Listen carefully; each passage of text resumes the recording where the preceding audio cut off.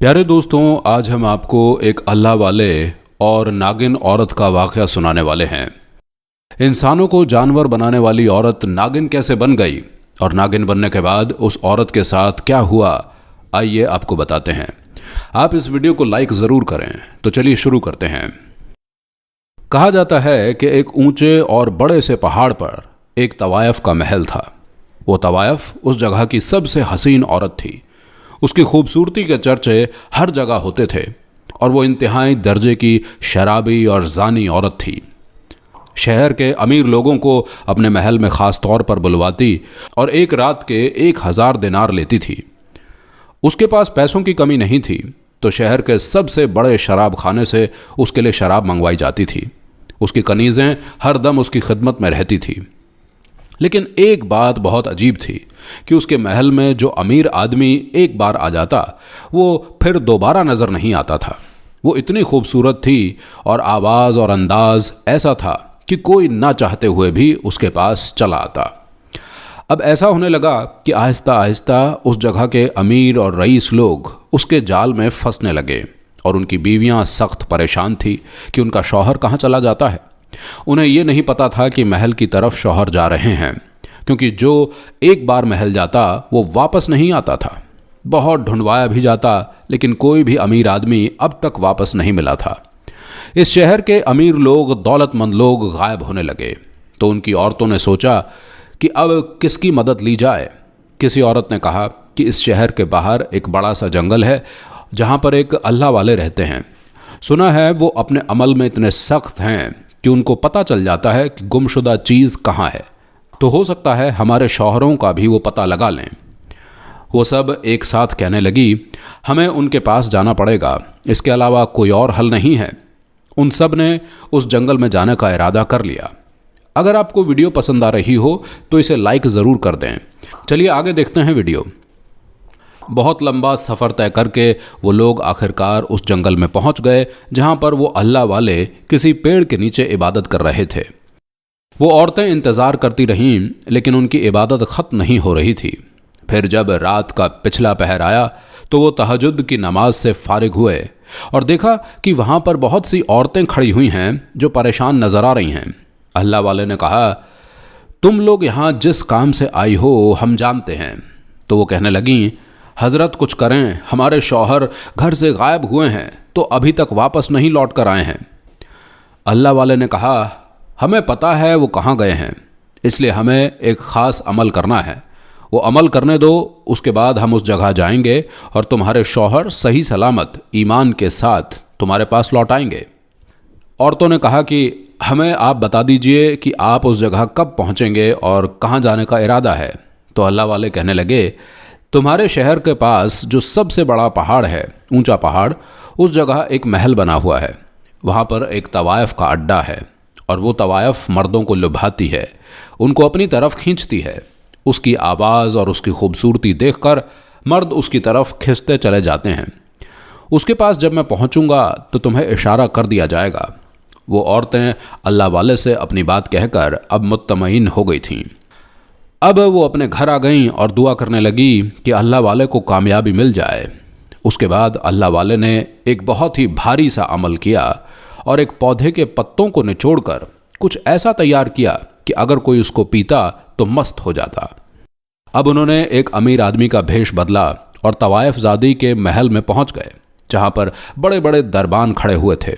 दरबानों ने उनसे पूछताछ की और अंदर जाकर मालकिन को बता दिया। कनीज़ों ने कहा कि आप बाहर बैठिए।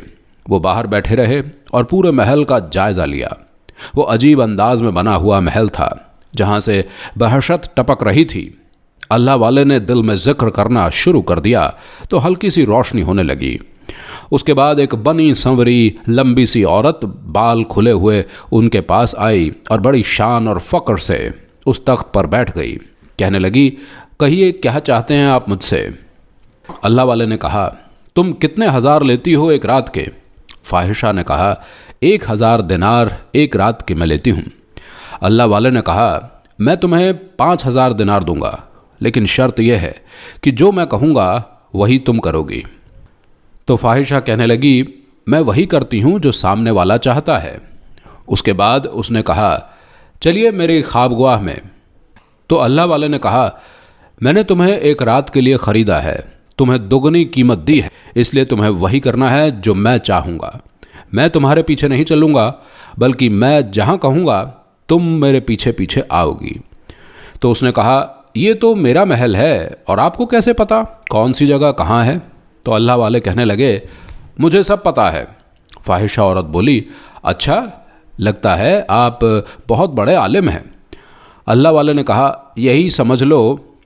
तो वो तवायफ कहने लगी, आलिम मेरे इस कोठे पर? अल्लाह वाले ने कहा, वो अल्लाह जाने कि मेरा इरादा क्या है। फाहिशा औरत ने कहा, मेरे पास आकर तो बड़े बड़े आदिब व जाहिद आलिम भी बहक जाते हैं, तो आप कौन सी चीज़ हैं? अल्लाह वाले ने कहा, मुझे तुम्हारे साथ तुम्हारी ख्वाबगाह में नहीं जाना है। ऊपर जो कमरा बना हुआ है, जो दूसरे कमरों से अलग है, मुझे वहाँ जाना है। तो वो तवायफ कहने लगी, वहाँ आप नहीं जा सकते हैं। अल्लाह वाले ने कहा, मैं वहाँ क्यों नहीं जा सकता भला? मैंने तुम्हें पूरी कीमत अदा की है, तो मैं तो उधर ही जाऊँगा, तुम्हें वहाँ आना पड़ेगा। पहले तो वो तवायफ हिचकिचा रही थी, फिर कहा, जैसे आपकी मर्ज़ी, और मुस्कुराने लगी।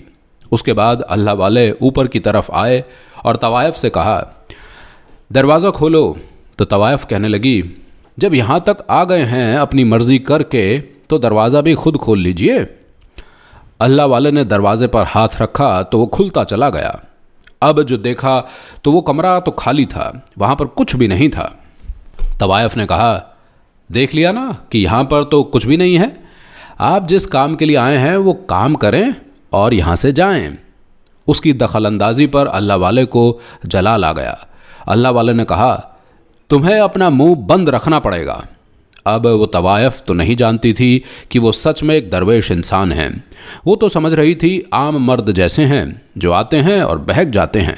उसने कहा, अरे छोड़ो इन बातों को, मैं आपको इस जगह की सबसे महंगी तरीन शराब पिलाऊंगी।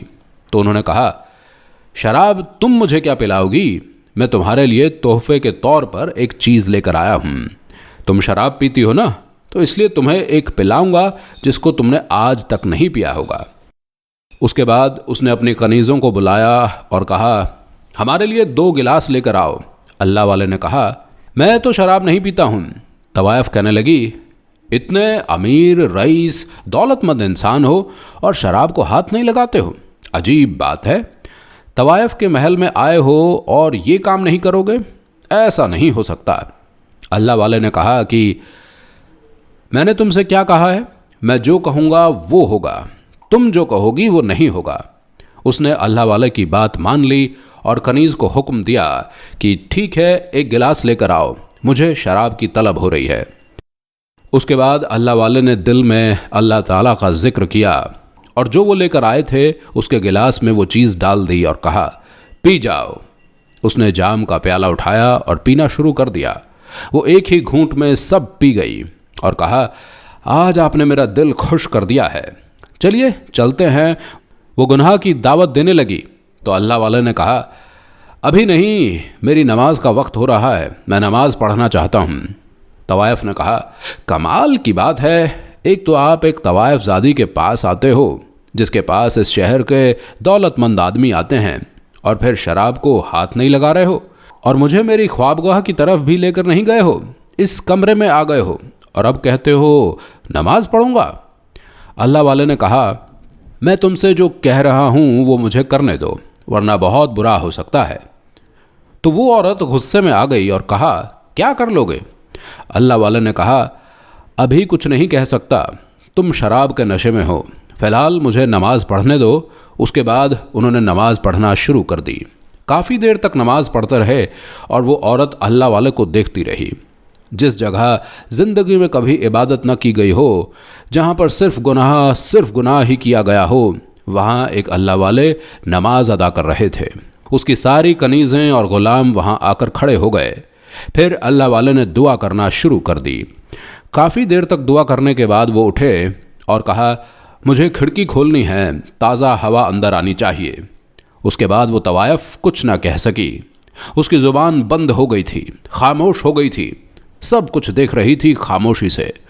अल्लाह वाले ने खिड़की खोली, वहाँ पर वो औरतें खड़ी हुई उनके इशारे का इंतज़ार कर रही थी।